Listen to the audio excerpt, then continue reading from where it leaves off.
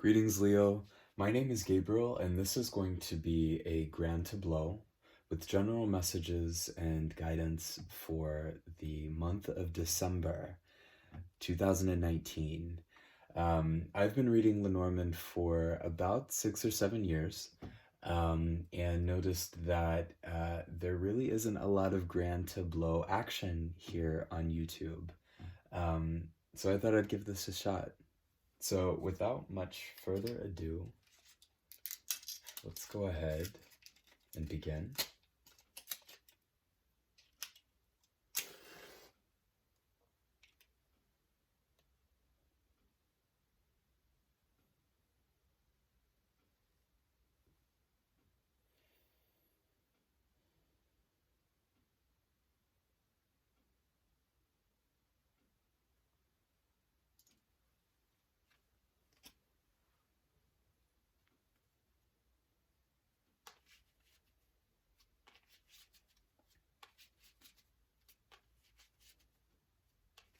What are the messages for Leo, December 2019?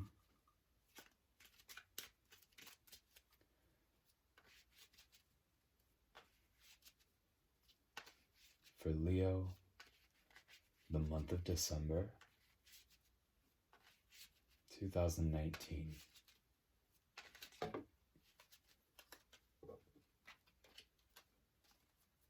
And I'll take that as a sign these cards are ready.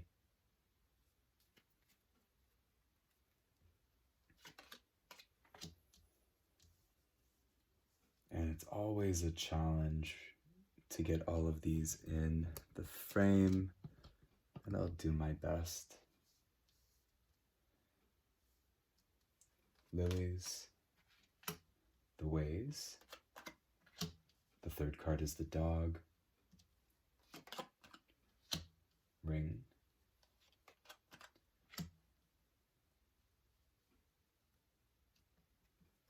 Garden. Bouquet. Child. Book. And fish.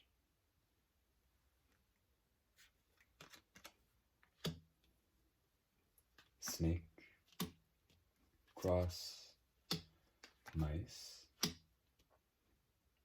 The man card is here. Birds. And scythe. Woman card is here as well. Followed by the coffin and whip. Sun, letter,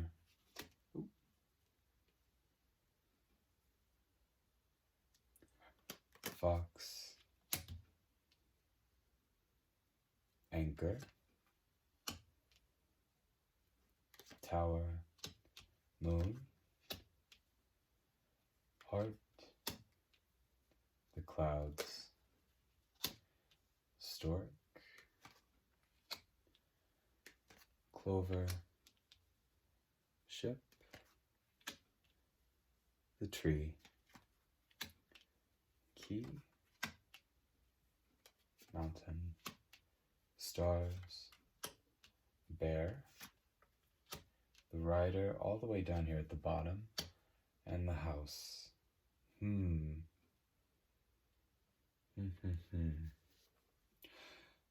So Leo, the first thing that I think is pretty interesting to dive right in. Well, first I should say that since these are general messages, we'll take the man and the woman signifiers as just general starting places. If you're a man and, some of the things that I bring up that are connected to the woman apply to you, that's completely normal. In this type of circumstance, that's to be expected. And vice versa. If you're a woman and things apply to you that surround the man card, that's to be expected. These are very general messages. And in this circumstance, I kind of take both of these cards as just general starting places or place markers, which is ultimately what they are. I think for some of you Leos, it's going to be a very critical period where you have to do battle with your internal landscape. Here we have the house. Obviously, the house can represent, on a topical level, it can represent a building, any small building. Obviously, your house where you live. Um, on a more archetypal level, it brings up ideas of things that are inside, right? Things that we keep inside. Something being partitioned away from the outside world. It's kind of the opposite to the garden, right? So if garden is things that are outside, things that are public, the house is things that are inner. And the house is in the 36th position, which connects it directly to the cross. Cross brings up issues of, it's a critical period, it's a tipping point. All of the religious connotations of the cross, the idea of love and suffering, and of, you are held in this place to deal with the karma that you have created.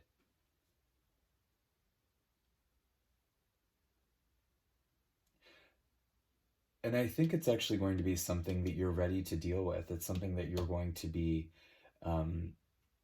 ready to take head on. Just below the house card, just above, we have the stork.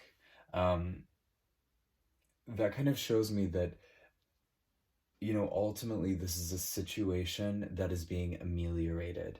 It's being swung in the right direction. Whatever karma you're burning through, I think towards the beginning of the month, that's like the sudden blow, right? You're realizing you're in some type of critical situation, some critical period.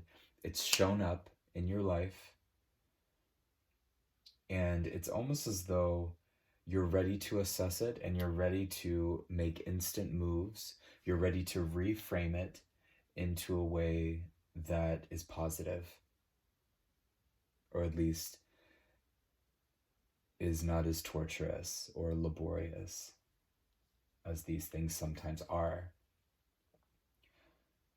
I mean, ultimately, at the end of the day, we are all held to the karma that we have created, right? We all have to, reap what we sow at some point. And I feel like, especially towards the beginning of the month, and I get that from the writer being right next to the house, which we're kind of looking at as being kind of the marker of this whole situation. This is something that it's like it came directly at you all of the sudden, and all at once. There's a critical situation that you're having to deal with, and you're having to move things around, and you have to live in a state of flux, where many things are changing, and it seems as though the ground is shifting under your feet at the beginning of the month.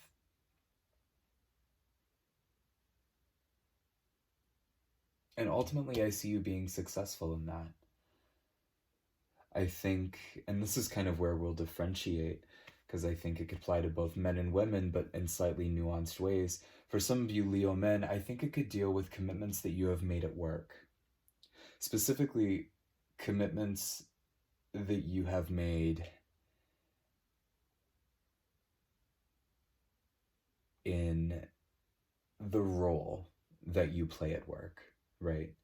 So your role as a manager in, whatever company you have that role, or your role as, a supervisor, right? In the larger scheme of things, I think there could be some type of change in the role that you play in the job that you have. Maybe not the job itself, right? I don't think that there doesn't seem to be, like a break in your career, um, but rather it is a critical period. Maybe it's stress over a new role. Maybe it's, somebody leaving the company and you're having to kind of make a lateral move, or rather a vertical move, to kind of make sure all of the pieces are covered. You're picking up somebody else's work in addition to your own. And that's causing a lot of stress, right? So around this card, we have birds, which, birds brings up ideas of conversation. It's chatter. It's almost kind of like that nervous, kind of shaky type, babbling type chatter, right? And then on the other side, we have rats. The rats are something that gnaw away, right? It's anxieties. When the two of them pair together, it's kind of like that ruminating anxiety that doesn't cause you to maybe shut down and go inside of yourself, but rather it's the anxiety that kind of, it keeps you awake. It keeps you maybe checking your email.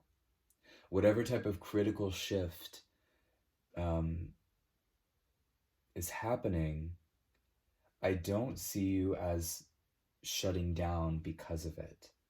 In fact, I think it's the kind of critical shift that pushes you into a state of activity. And maybe that's kind of, ultimately, when we are kind of in situations like that, as we all are at one point or the other, oftentimes the most unhelpful thing you can do is kind of adapt that deer in the headlights feeling, where you just can't do anything, and you are stuck in bed, or you feel like you lose your ability to express yourself, or you lose your ability to express whatever unmet needs you might have at the time. And I don't really think that that's going to be the case. There are cards of communication around you. There are cards of swift action. So we were just talking about the man card here. Obviously, those messages can apply to women as well. We also have the other signifier here, which is the woman card. And around here we have scythe and we have the coffin. Both of these cards are cards of simplicity, right? The one thing that they have in common is it's very much this like gavel down feel, right? The scythe is, irrevocable changes. It's sudden decisions. Sometimes maybe brash, sometimes maybe not as well thought out. But it could also be power moves, right? It is making a move. It's acting out of that gut wisdom that you have.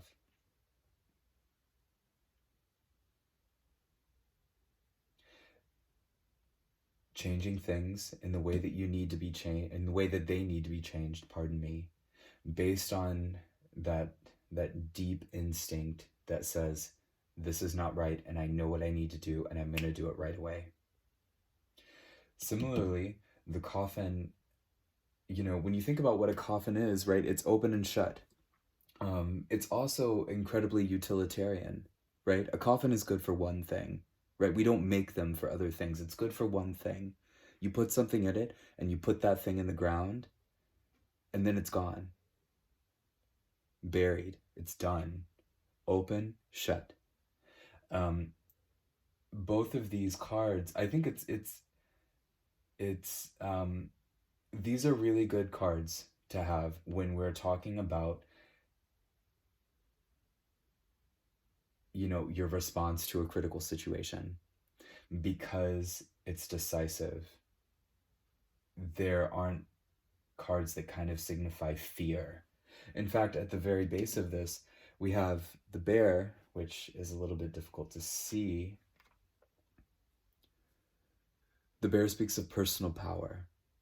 It also brings a feeling of being settled, being grounded. There's an earthy quality to the bear. Set in place, firm in your ideas, firm in your conviction, firm in your position in the matter, not easily swayed, staying grounded. And I think it's awesome that that's actually at the base of you here, right? And above that, connecting you and this grounding type of energy, we have the heart, right? So the heart, the heart can represent truly, the entire spectrum of human emotions, anything that you can feel.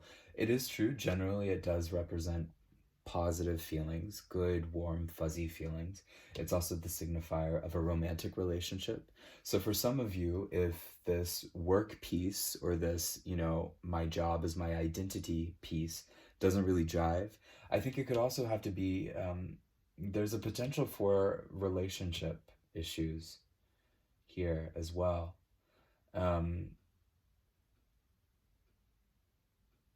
I think it could be very possible that you are leaving your partner. It's difficult to sugarcoat Lenormand sometimes. I think, or perhaps if you're not leaving your partner, I think it's perhaps easy for you to start seeing yourself outside of the context of a relationship, right? It's very easy to become trapped in a mode of thinking, right? Trapped in the boyfriend mode of thinking or the girlfriend mode of thinking, right? Focusing on being the ideal partner for somebody else.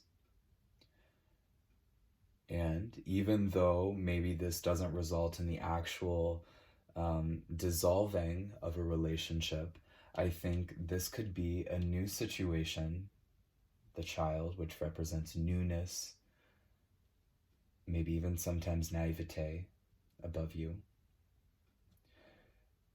This is a situation where you are learning to see yourself outside of perhaps a romantic partnership. It could be that as well. In either scenario, you are grounded. The signatures here of somebody whose heart is firmly rooted in the present moment, in present moment awareness, not, drifting off into distractions or not drifting off into, oh, I don't want to feel this, I don't want to deal with this type of thing. I love seeing that pairing, anything with the heart and the bear. I just, at least for me, with the way that I've come to read the cards, it's very, very positive. Your heart is fortified, right? It's strong. These two together bring up ideas of self-agency, your ability to be a warrior and to move things around in your own life, because you're going to need to. You're going to need to. Ultimately, this card is also facing the coffin, right? You're looking directly at this decision that you're going to have to make. And maybe the decision is simply just to point at a change in worldview. Another card that's kind of close to this pairing, we have the clouds here.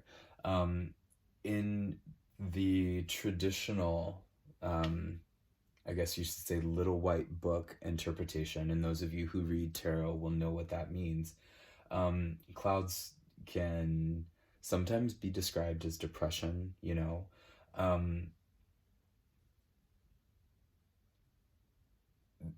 an adjectival sense, it's shifting in quality, it's nebulous in quality, it's unformed.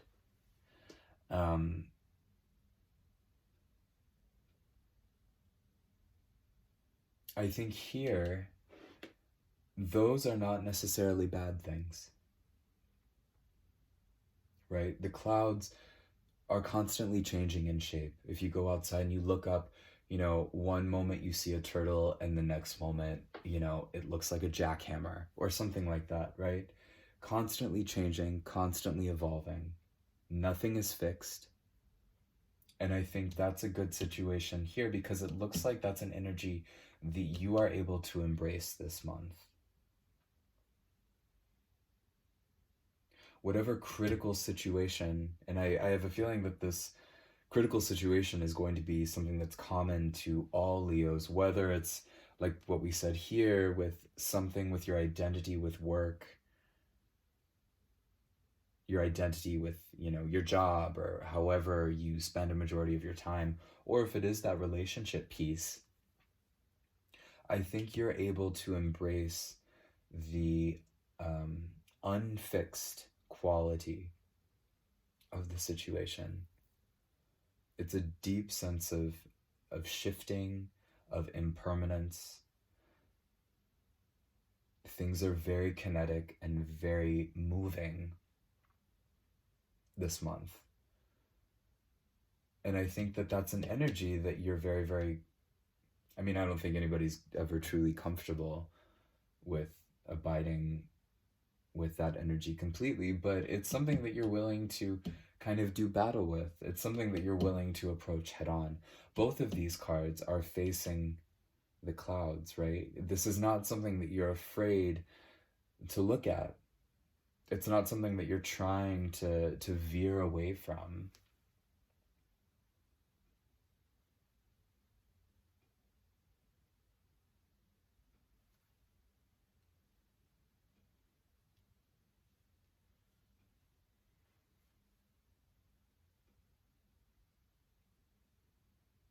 And another thing, the lilies in the first house, which is the house of the writer. This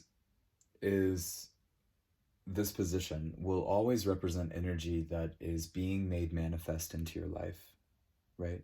So the writer is things that are coming towards you, things that are building, things that are growing. What is about to arrive? It's not here yet, but it's on its way. And the lilies, I think it's one of my favorite cards. It's beautiful. It's there's a sense of calm, quietude.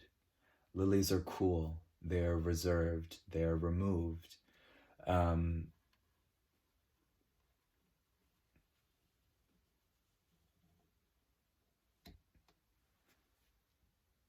I think Caitlin Matthews in her Lenormand book makes the point of how lilies are used in both weddings and funerals, both of which are monumentous, marks of passage from one stage of life to the next. Lilies also bring to mind the idea of purity,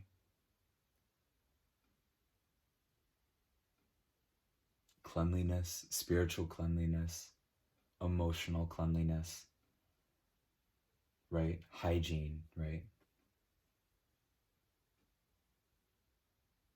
And then just below it, and I should admit, this is kind of where, I think in my particular style of Lenormand, I don't just lean into the traditional meanings, but you also kind of have to look at what are the archetypal qualities of the cards as well.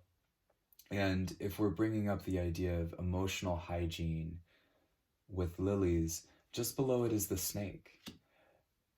And when we think about the snake, I think in a lot of traditional mythologies, the snake brings up an idea of wisdom.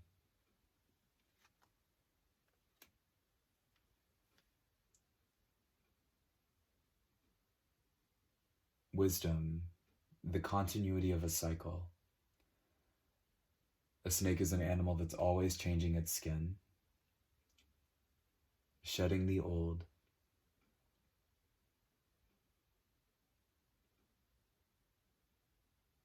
And I think that's a really positive energy to have, especially, this part of the tableau, like I said before, talks about the energy that's coming towards you.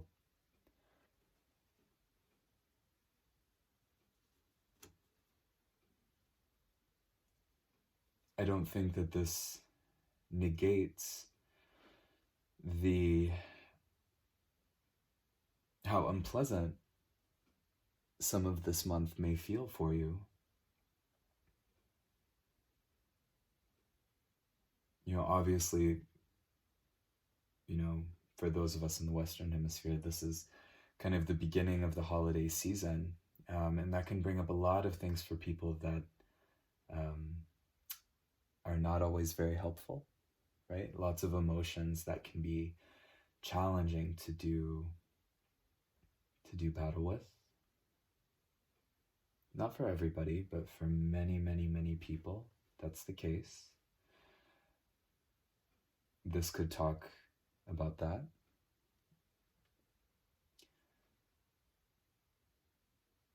But ultimately, however this crisis situation...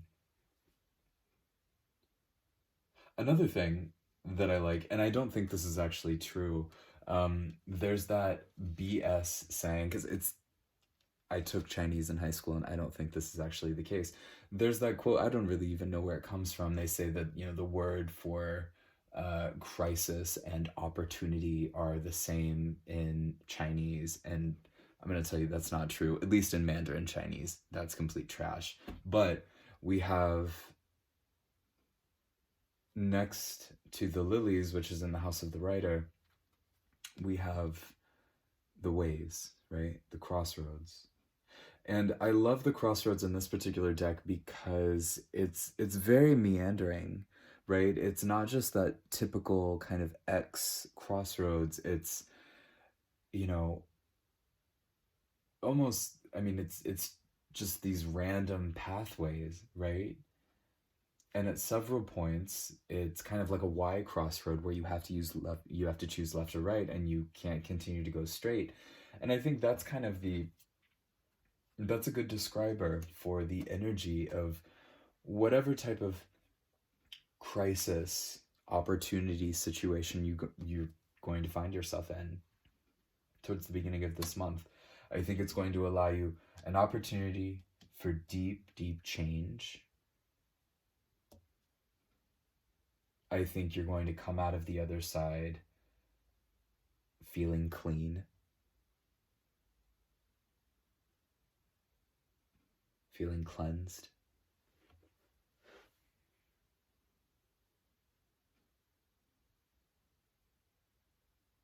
And at least for a little while, I think you're really going to, I think you're going to have a moment of clarity after all of this. I think your ability to navigate your internal landscape this month, and just to put down kind of like two concrete things, job as identity for some of you, or relationship and seeing yourself outside of the context of some relationship.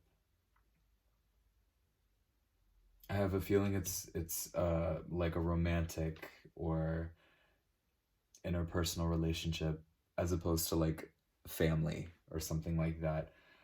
Those two particular things, I think you're at this critical period. And I'm realizing as we're saying all of these things, these are all very, very heavy issues. So you've probably been dealing with these things for a majority of this year. And December is kind of like that tipping point.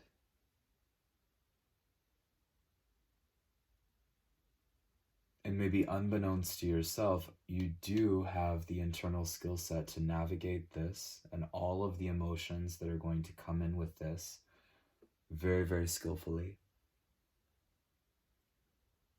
I think my advice would be to trust your gut instinct with wanting to separate the wheat from the chaff in whatever situation this makes itself manifest.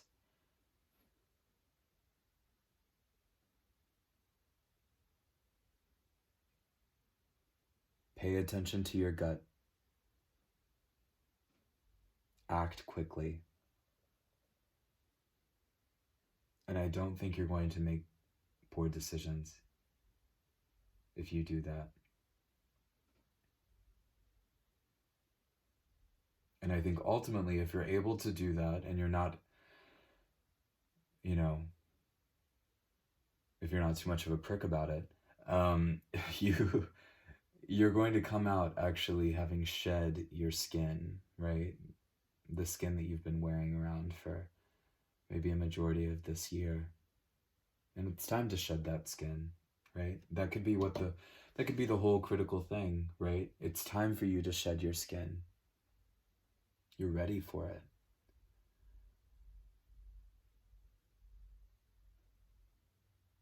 Upwards and outwards, on to better things. Wonderful. Well, Leo, I hope this helped, and I hope this provided some type of guidance for you. Um, Again, let me know what you think. This is something that I've kind of been toying around with for a while, but like any hobby, it's just a matter of having the courage to sit down and do it, right? And actually record the video. So my plan is to just continue doing this for every zodiacal sign once a month. In addition to, Lenormand is truly my first love, but like many, many people, I cut my teeth on tarot. So I also read Marseille style tarot as well, and then also an 18th century Italian oracle called Vera Sibilla. So if you keep checking back, you might see those cards here as well. But until next time, my name is Gabriel. Have a great month.